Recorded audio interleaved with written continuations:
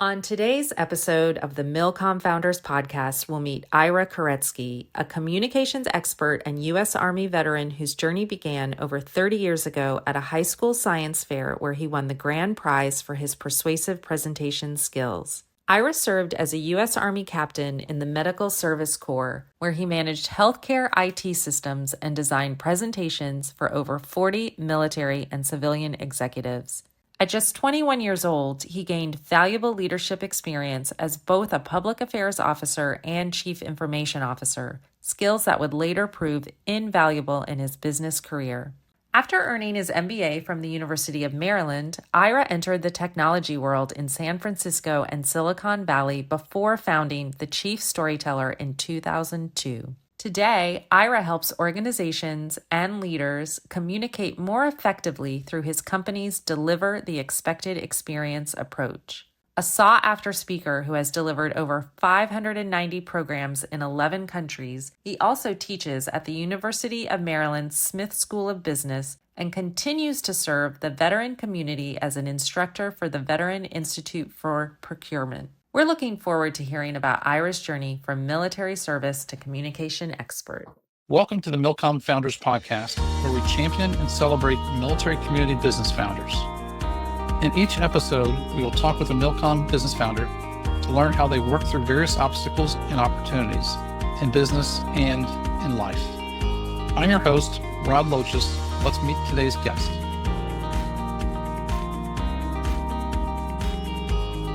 Welcome to the MilCom Founders Forum podcast, where we champion and celebrate military community business owners. I'm your host, Rod Loches.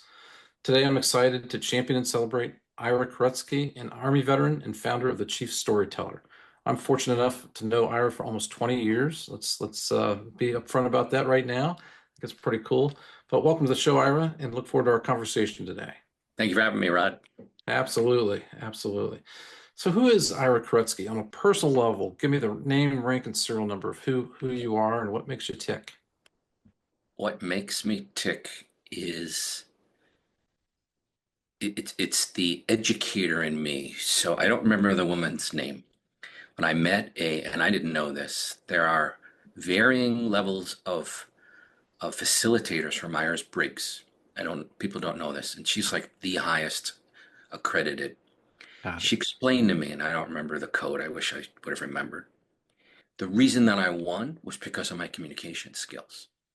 So I have the educator, the communicator, and the love for technology. So remember, I mentioned the computer. And so that was the preface without me even knowing the foundation of who I was. In college, I was an ROTC, and I was doing presentations. I ended up being the sergeant major of our battalion. Because more of my communication skills and wanted to be the educator. So our sergeant major, a real Army sergeant major, pulled me aside and he says, I picked you for this role because you really care about the cadets and how they do. And he didn't say it was really about being an educator. And I think that's what a lot of times consultants don't realize they're doing is, to me, it's not giving someone a fishing rod, that old metaphor, give someone a rod and they'll feed themselves. It's about, to me, giving them a net as well, so they can be even more successful. So my entire career, and now as a chief storyteller, running my business for 23 years, I had no idea when I started it, it's always about education. And that just drives me to watch people smile and improve and come back to me a year later and say, wow, you did this, you did that, or what have you. So that's really who I am at the core. It's so true. I know you've educated me on a couple things over the years. And, the most recent one, and soon again, was help me officiate a wedding. And thank you for that. That was quite a gift. I was able to share with that couple and get to do again. So I very much appreciate that. That's for sure. So, and you have one daughter, right? Correct. She's 15 going on 16. 15. Wow. Okay. And so very cool. She's starting to think about college yet or what? Oh, yeah. She did a college, whatever you call it, intro days is very different than when you and I were younger. And it's interesting because as a parent, I'm concerned that she's on mailing lists. And I don't know how many pieces of mail she has gotten from various universities after she went to that day. Yeah, I bet. Once they get that, it goes everywhere. Yeah, social 100%. media, my wife and I have talked about this. We're done. We can't control access anymore. We can't hide her from the world of social media much anymore. Yeah, that's right. 15, 16 is hard to do that, isn't it? That's for sure. You get to hope you taught them and that you're accessible when they have the questions available to be able to keep guiding them as the educator that you are. That's She for sure. she created behind our backs a Twitter account, and she wanted to track sports, but she didn't do it. I don't, I bet you she did it knowingly, that she knew that she was being surreptitious. But she had around 60 followers, and I Wow. explained to them they were adults. Oh, So I cleaned up her account very quickly, deleted all these people. But she's so naive. I mean, that's what kids are, yeah. and Yeah. and again, right? That's our role as parents, to be part educators. Yeah. Educators and protectors. Absolutely. Oh, that's Absolutely. my number one job. Yeah, So Ira, when you're not helping people learn, what do you like to do when you're not working and oh, photography. photography? Oh yeah, ever since I don't remember when I took classes with a professional who taught me, who he was used to be a lead photographer at the Smithsonian here in the Washington D.C. area. I had pictures and shows. I always wanted to do it. I have just loved it for. Oh, so it actually started in the Army. My first Hmm. boss. So I have a very, very, very, and I'll use like 85 varies, atypical experience in the Army. My first boss was a civilian. She was a GS-14. And here I am leaving ROTC, right? We're told you're going to be running, probably have a first lieutenant or captain, maybe even report to a major, Right. right? And the other thing was listen to your NCOs, right? That was the other thing. They'll keep you out of trouble. And my boss, her name was Jeannie. And I said, no, where's my boss? And Ah, everybody goes, this is your boss. No, no, no, no, no. I'm looking for the uniform. My office was filled with two-thirds civilians. So it was wow. very interesting. And my very first, for like 2 months, Mike, who I'm still friends with today, he lives down here in the Virginia area, and we go and have dinner usually about every 2 months. It's really nice to stay in contact. I mean, that was nearly 40 years ago. He took me to Monterey where we did some installations, some technical installations for healthcare IT. And that was at Fort Ord in the Monterey area, about 2 hours south of San Francisco. And Mike took me to his favorite spot overlooking the Big Sur and the ocean. And that day, he took me to a photography store where I bought my very first camera. So that was in 1987, Wow. December of 1987. Hmm. And I just absolutely fell in love with photography. And then I kind of lost track with it. Got busy, life got in the way. And then COVID happened and we were all sequestered. And I bought a whole new set of camera equipment, and just reconnected with my inner photographer. And I love flowers and insects, so small things. And it Uh-huh. just helps me meditate and relax. And I do the same thing when I'm walking my dog. It's my relaxation and meditation. It's interesting. Again and again, what I'm hearing from veteran founders is they have that Zen thing that's Zen to them. Maybe nobody else. Part of mine's kayaking and Mhm. now rucking, and yours is photography. And I bet if I asked you to say, hey, Ira, would you take headshots of me? You'd probably say, heck no. That ruins the whole Zen, right?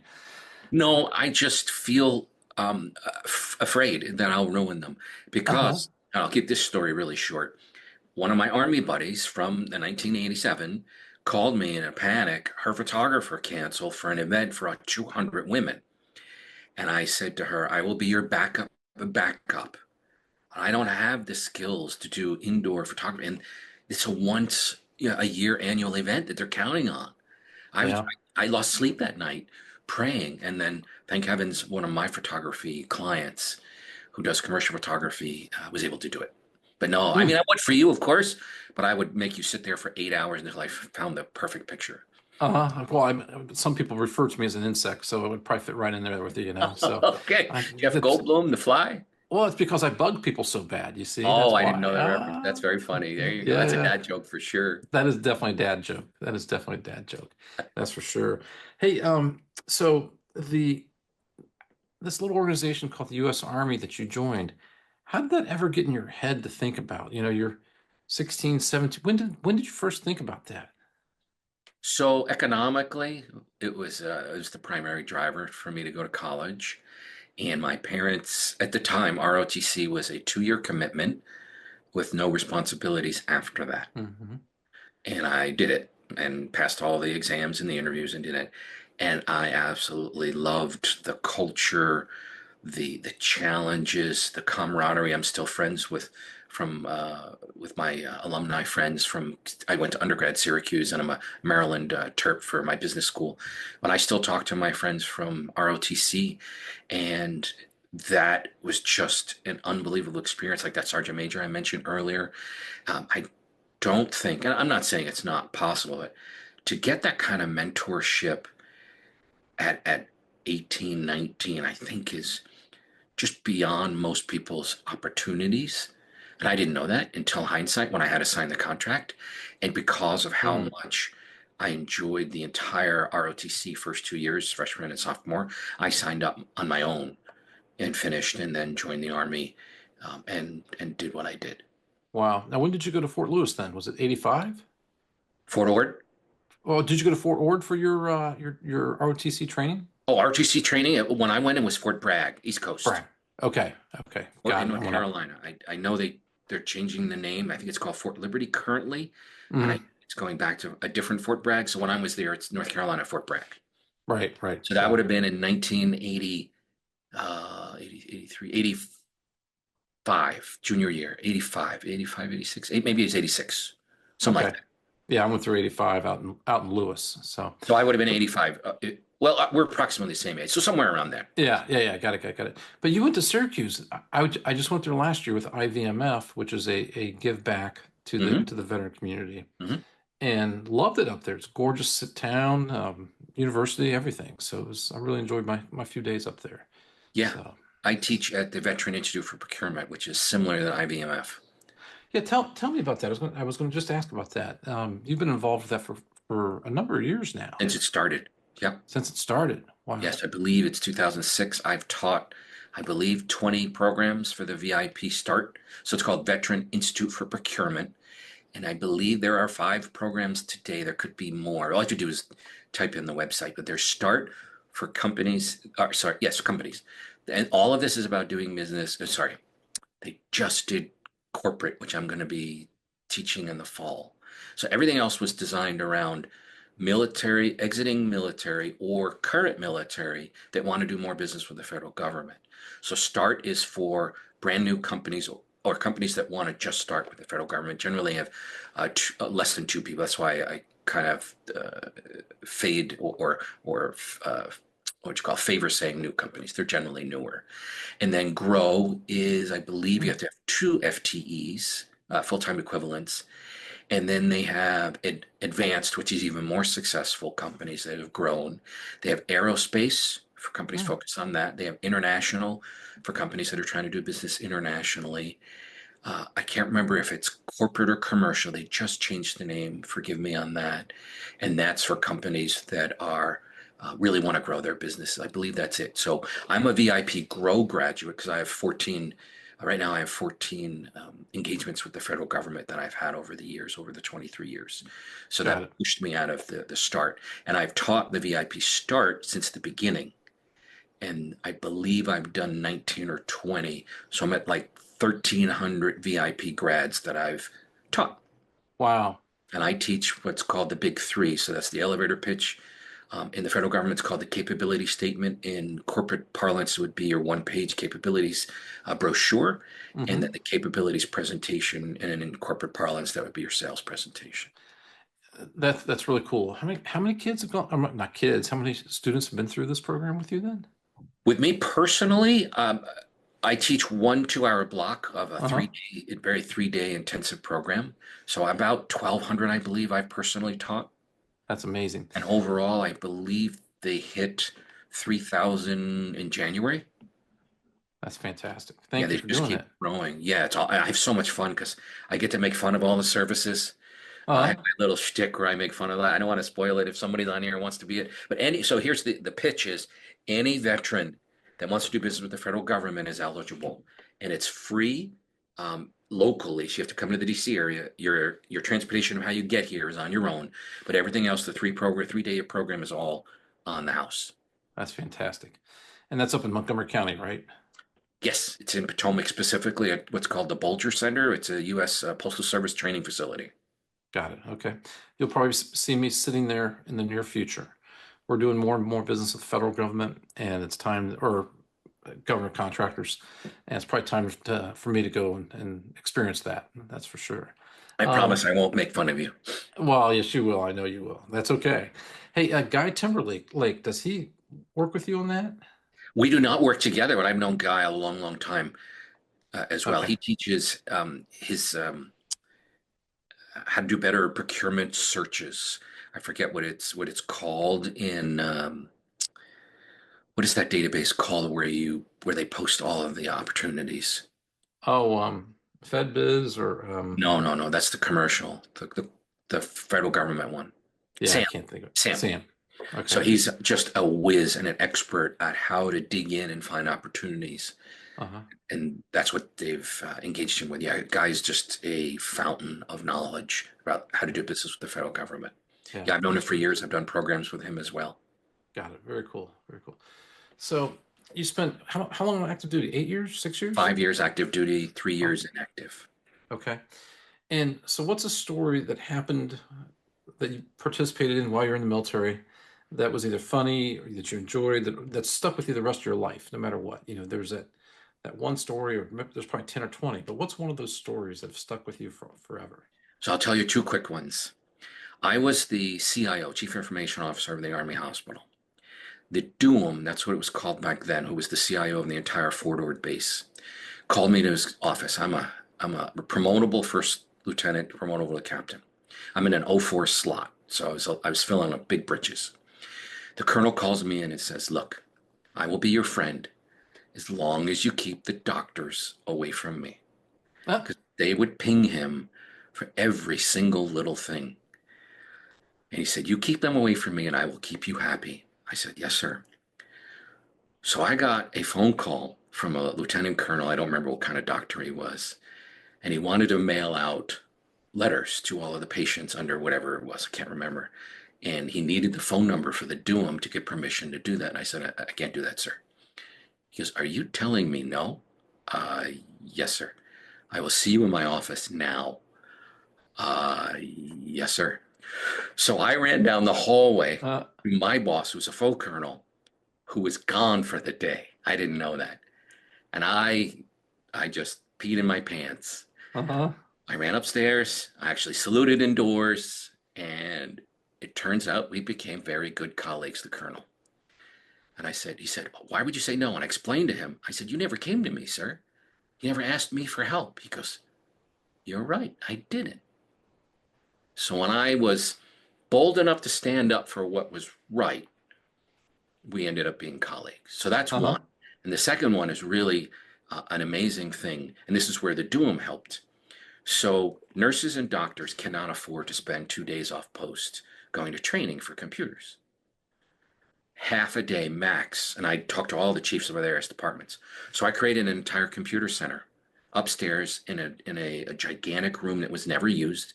And the DUM accelerated the process. It would normally take 2 years to get electricity in there. He did it for me in like 3 months.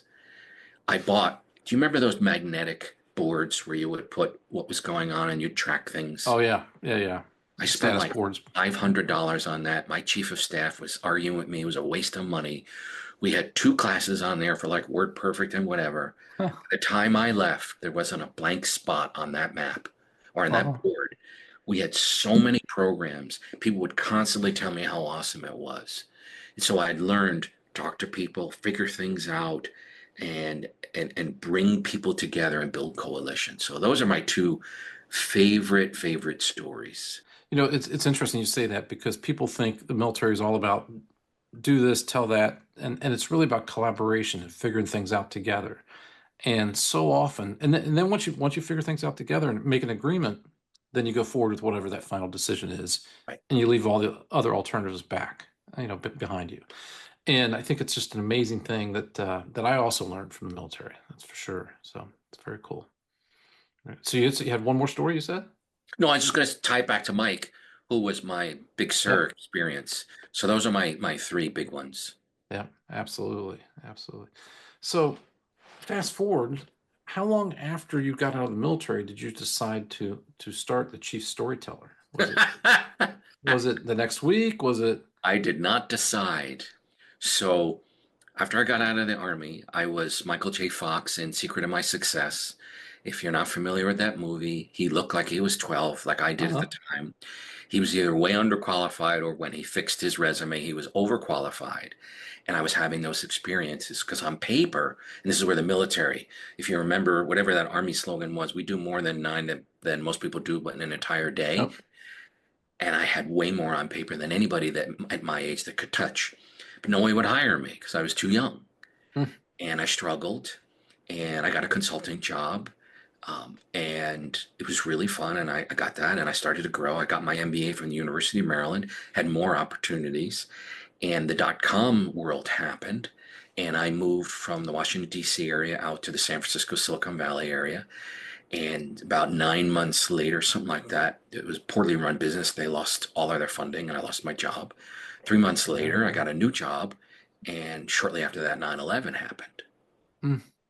So that was 23 years ago. So about probably 18-ish years after leaving the Army, I was just scared out of my wits. I mean, not COVID, 9/11. Mm-hmm. That was very, very scary. And then my friend Jeremy says, "Hey, you're smart, start your own business." I don't know about you when you started yours, but I didn't have any intellectual property. I didn't know how to sell. I didn't know I really knew nothing other than how to make great presentations, how to do public speaking, and how to help people tell stories. Yep. So it took me a year to 2 years to figure out I didn't know anything. I moved back to the DC area to find a job, terribly unsuccessful. And then I got Charles Schwab and the University of Maryland clients. And I said, if I can get a Fortune 500 company in the University of Maryland, I can do it. Yep. And here I am 23 years later. But I never, ever planned on owning my own business, ever. Wow. Well, congratulations and thank you for having the courage to do it. How did you come up with the name, the Chief Storyteller? That just, was that a flash of lightning, brilliance, or what? It What was. happened? It absolutely Yeah. was. Flash of lightning. Uh-huh. So let me remember the story right. I'm doing a workshop. I don't remember the subject, something elevator pitch, storytelling, public speaking, something like that. Mm-hmm. And this woman comes up to me because I loved your program a lot. She was really very flowery, and I was very thankful. And she said, "What's your title?" And we didn't talk about this yet. I did Uh-huh. improv professionally for about 12 years. Like, whose line is it anyway? And out of my head, what you call flash of lightning, I said, "Chief Storyteller." She said, "I love that." She started telling people. Uh-huh. And I shared that with a couple of mentors of mine who said, "Yeah, make that your title." So my new business cards were Koretsky Communications Group. That was the name of the business. Title, Chief Storyteller. Back in, I can't remember the exact year, around 2006, I actually flipped it and made the Chief Storyteller the company name. Mm-hmm. Today, that is a USPTO trademark name. So it's called Fantastic. the Chief Storyteller. So I turned what you call it a flash of lightning into something that I just beam when people, "Okay, you're the Chief Storyteller guy. You're the storyteller guy." I'll go to events. I'll go to the veteran events. I haven't seen somebody in 3 years. "Hey, storyteller." So it's very, very memorable, and it's a very nice moniker. It's not like, what'd you say? You're a bug? Yeah. Some people would call me the worst, but that's okay. That's Yeah. okay. Hey, so in your business, you've helped gosh knows how many people, Uh-huh. how many businesses. Tell me a story of impact that you've been able to have on a business, an individual, one of those success stories that you've been able to help people along in their So journey. one of my favorites is by a gentleman. I'll skip his last name. His name's Blaine. He was a senior executive service member at underneath the Library of Congress. So people didn't know this, and I didn't know that until I worked with him. Mhm. There are agencies underneath agencies. I didn't know that. Yeah. Library of Congress had an agency called FedLink, very much like GSA, and they did it for information services and information products, things that GSA actually didn't do. And I met Blaine at a Guy Timberlake event. I'll be darned. So Guy would invite very friendly government executives to come, and that's what part of them giving back was to meet and talk with us. So Blaine was working the bar for us, and I asked him for a cranberry juice. I don't drink and drive, and he asked me what I did, and so we met. took me like 8 hours to get down to his office because you had to walk a boatload. The metro wasn't close. And I met him and he goes, "You are going to save my life." Never forgot that. And I worked with him. It took us about 3 months and I recreated an entire capabilities presentation for him. And when we were all said and done, his organization got approved from practically cabinet level, like right below that, to be the procurement executive agent for $515 million of all information products in the federal government across all Wow. 3 branches. So he was like just beaming, and it was one of my first experiences. I have others, and to make my head big, that I could tell you where I worked with Fortune 50 companies, but it's different when it's almost a one-on-one Right. relationship. Or maybe it's just different. Let's just say it was different because there's plenty of one-on-ones that I have with Fortune 50 type companies. But just Blaine is one of my favorites. Maybe it's because, anyway, I could keep going on and on, but that was I one of my thought favorites. I thought you were going to say when you helped me officiate a wedding and taught me and coached me on how to officiate a wedding. Wasn't that your favorite one of all time? I mean, come on. It is an absolute recent favorite. Ah, It absolutely was, because I never in a million years, I would not have said that. I wouldn't have said yes to anybody, but because we knew each other so long, I figured, what the heck, I could do it, and I tried it, and we had a lot of fun doing it. yes, we did. We did. And then, but see, here's the other thing. Unfortunately, when you do workshops, you don't hear from people ever again. Interesting. Yeah, you just don't. You just don't have the connection. It's 1 to 3 hours, maybe a full day, and you just don't have an impact. Whereas when I do coaching and I have someone like I've got Susan, 3.5 years, Adam, CEO of a $350 million business, 4.5 years, I know just about everything, not everything about them, but I know a lot about them. So you Yeah. I've known, and you called me up or Zoomed, whatever we did, and you told me how much I helped and made an impact. Whereas really what I did was you were the clay or almost formed, and I just helped mold some of the edges to get you to bring out the best of you because you had most of it there. Hmm. So that's what makes stories and experiences great. Yeah. Well, thank you. Now, if That you was a paid huge me help to me. $515 million, I would make you my first story. That's right. That's right. I agree with that. I agree with that. That's for sure. So, 23 years in business. Um, what's an opportunity or obstacle that you've powered through or overcome that you think other military founders, veteran founders of businesses would appreciate hearing and learn from? What's one of those opportunities or obstacles you've overcome? Sales, the hardest thing I've ever, because when you start the business, whomever it is, you're the expert. You're trying to solve a problem that you're bringing forward from your years of military experience. And you have depth, you may have breadth, whatever it is you bring, but you're the expert. No one's going to challenge you on that. Quite honestly and quite bluntly, nobody cares about how smart you are. If you can't solve their problems, if you can't talk to them in a way that they go, "You understand me," and then you mold, we'll use that word again, and shape your words so that it resonates with them, you will have the hardest time selling. I mean, the statistics are terrible. Something like 90% of all small businesses fail. So by the time 10 years comes, they're out there. Hmm. And selling, whenever I do panels or ask people advice, ask me advice, I go, invest in sales or find a partner that will help you sell. And you be the expert because that's Hmm. just the hardest thing. Pricing. How do you price? Like an old mentor of mine said, if no one pushes back, you're too low. Hmm. That's right. Right? But no one ever taught me that. I remember one of my first times going to a conference, right? Conference speakers are a great opportunity for me because, sorry, technical conference speakers, because their brains are in the expertise, not in the communication part in general. This guy told me he was boring. He made people fall asleep. And when I left, I realized I never even asked him for his business card. I mean, I just didn't think about sales. It's Yeah. not how I was trained, right? I was in the army. My job was to help other people do well, right? My job was really an accelerator. Give people computers, give people training so they could do their job better and faster. When I worked in marketing and product, I was doing the same thing. It was my job to help other people do their jobs better.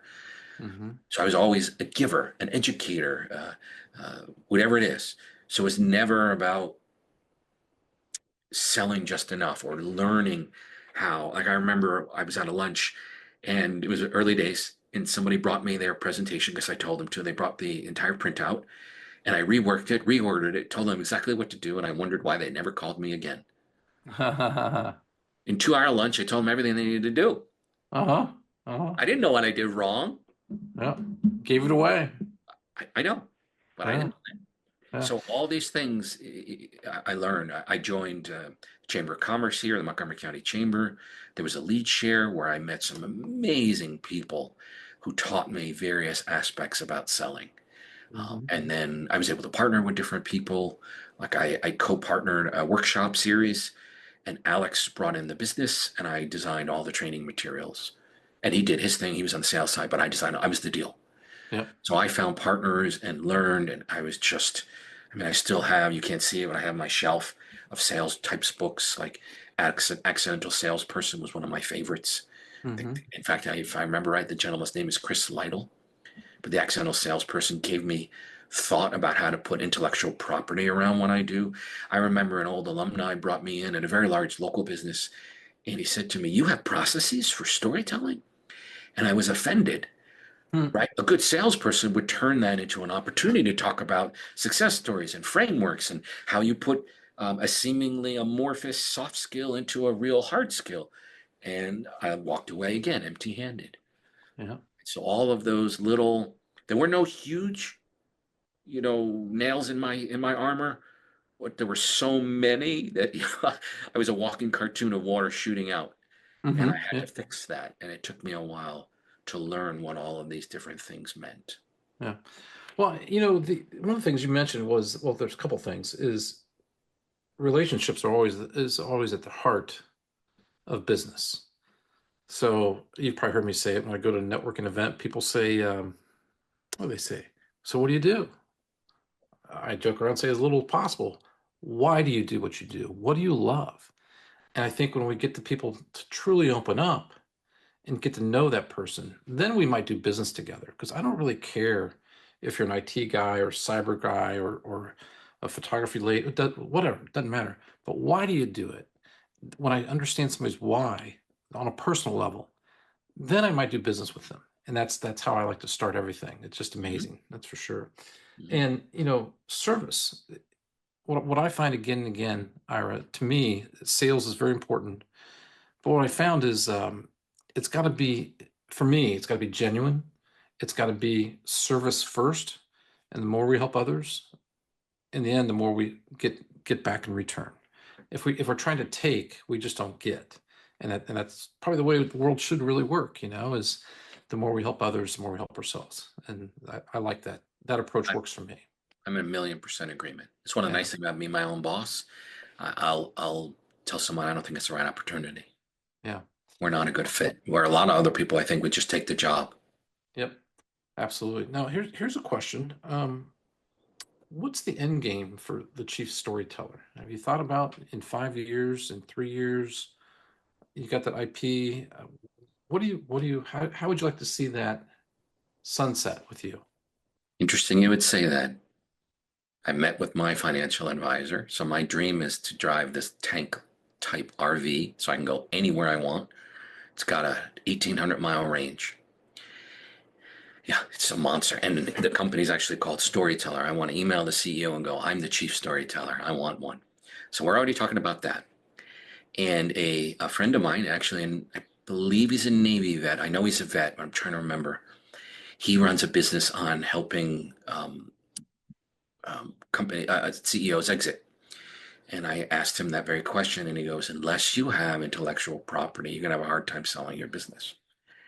So I have a lot of tools, but they're not designed for other people to pick them up. Mm-hmm. Like I have somewhere around 15 different frameworks for storytelling for sales, for founders, for development, nonprofits, for leaders, right? I can keep going, give Yep. emails, QA, public speaking, you name it. In my world, I have framework, but they're simplistic and they're designed to be a companion to a workshop. So if I gave you my the great storytelling framework for leaders, you can use it only if you went to my workshop. Mm-hmm. So what I've been working on for the last year is turning all of these frameworks into self-standing PDF documents. Mm-hmm. And I have 5 of them done. I have all Wow. sorts of tip guides. And that's how I'm going to look at sunsetting my business, is having an amazing set of tools so somebody can sell. So my goal is probably not this year. I might dabble in it, but definitely 2026 to have a whole entire library of tools that you'll never find anywhere. Like, for example, the storytelling framework at its highest was around 370 pages. Mm. And what somebody made me realize was what you Wow. created was a book, not a Right. framework. And I went, huh? And so what I did was I split out all of the other things that weren't related to the framework. So there's 100 pages of exercises. There's 100 pages of tips. There's 100 pages of how to tell or how to find ideas for stories. So those are now companions to the document. So the document, I'm still working on it. It'll probably be done in a week. Actually, caught me an interesting time. It's supposed to be done in a week. And that will probably be more like 100 pages, and I'll keep many of the tips in there. Mm-hmm. Got So it. all of these different tools will be what and how I'm going to sell. And I mean, that could be another thing for MilCom founders is how do you create a legacy? If you're not there, right? I'm in a service business. You are too. If we don't have people on the ground, we're not making money. That's right. Yep. So I didn't, that's another lesson as part of sales I never learned in the early days. Yep. 100%. There's so much. Even an MBA doesn't teach you No, about customer development, about the importance of sales and listening, getting all your team members to be listeners, and engagers. It's not enough to do the work. It's does the client know how much we care about helping them build their business? That's when they really become champions of ourselves and our businesses. that's That's right. for sure. Absolutely. So, well, hey, I know we're wrapping up here in the next 5 minutes or so. Ira, your time is very valuable. I appreciate it so much.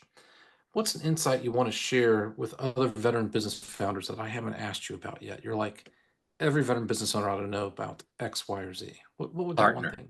partner, leverage Okay. others. Find the right people that, as you and I have talked about culture and ideals and values. Mm-hmm. I know because I've known you for a long time. It's very hard for a smaller business to trust, and I understand it. And I'm the same. I'm very slow to trust. So if you have an opportunity where you can bring in somebody that complements your skills, provides adjacency, think very hard about how much more you could grow together, Mm-hmm. and come up with constraints and guardrails. Because the concern always is with a prime sub relationship that the prime will always say, you're not allowed to talk to the client without me. Okay, that's fine. It is your Mm-hmm. relationship. But if you want me to be the expert that you want me to be, don't hold me back and don't not let me talk to the client. Because when I have people that want to partner with me and tell me you're not allowed to talk to the client, I know trust is a huge issue for them. And if I can't break that barrier down, I know it won't work for me. Because what I do, I have to have access to leaders.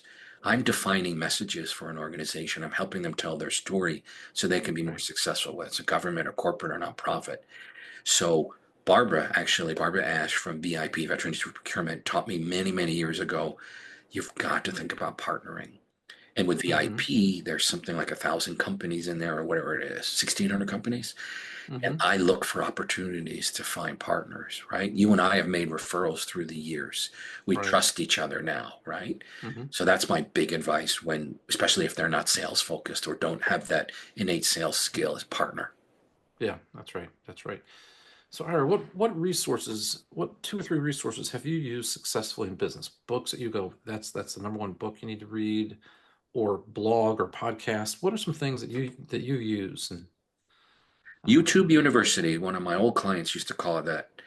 I honestly, if you looked at my wall, Rodney, of my books as I whittled them down, there are probably 20 different categories. There's public speaking, there's storytelling, there's sales, there's leadership, there's persuasion, there's data storytelling, there's visualization, there's metaphor books, there's old books on improv. There's so many different books. I don't think there's one magic pill that will get someone where they need to go. So what I would say is, if I might turn it a little bit differently and say, do your own personal SWOT, Mm-hmm. figure out what your challenges and Great point. your opportunities are, and then maybe narrow that down and say, okay, Ira, sales ain't my best, right? What might you recommend? Mm-hmm. Like, give me an example. Someone told me how to read, was it Vito? Sell only to the CEO level. Yep. I got an engagement with NIST from probably a GS9 who loved me and referred me to a senior at NIST, Wow. Inside Trust, Uh-huh. right? So yes, it's always easier, not always, but almost probably easier to sell at the top. But where can you find that? I mean, so when somebody comes to me and asks me something specific, I could tell you, I could look at my books, like Dale Carnegie's How to Win Friends with and Influence People. Yeah. That's a must. You Yeah. got to know how to write, right? Was it Strunk and White? Learn how to write, or buy Grammarly, or make sure you use Word properly. I mean, there's so many resources for what I do, and as a CEO, there's so many different things. You have to be a CFO, CEO, Chief Human Resources Officer, Chief Legal Officer. There's just so much. I'm not trying to evade the question. It's just there is no one source. Yeah. If you want to be better selling, try Selling Power. Gerhard Geschwantner, one of my old mentors, amazing sets of resources for helping people sell, and he has conferences and virtual conferences. Got it. Thank you so much. That's great insights.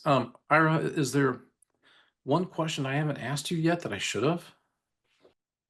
I don't think so, Rodney. This was a very different interview. So normally when I get interviewed, it's very focused on business. So this is more of a get to know you. I even know you and I know each other. But no, I don't necessarily think nothing sticks out. Okay. No. Well, hey, I want to say thank you. Thank you for your time and your insights. To honor that, we're going to donate $100 to next year's scholarship fund for the Dick Loaches Scholarship Fund that helps military founders or military veteran business founder help their kid to go to college or trade school, whichever he or she may choose. And thank you so much for your time today. Thanks for joining us on the MilCom Founders Podcast. If you know a MilCom founder with a story to share, reach out to us at milcomfounders.com. For each guest on our show, One Degree Financial donates $100 to the Dick Loaches Veteran Entrepreneur Scholarship Fund, supporting education for children of a MilCom business owner. Stay ready.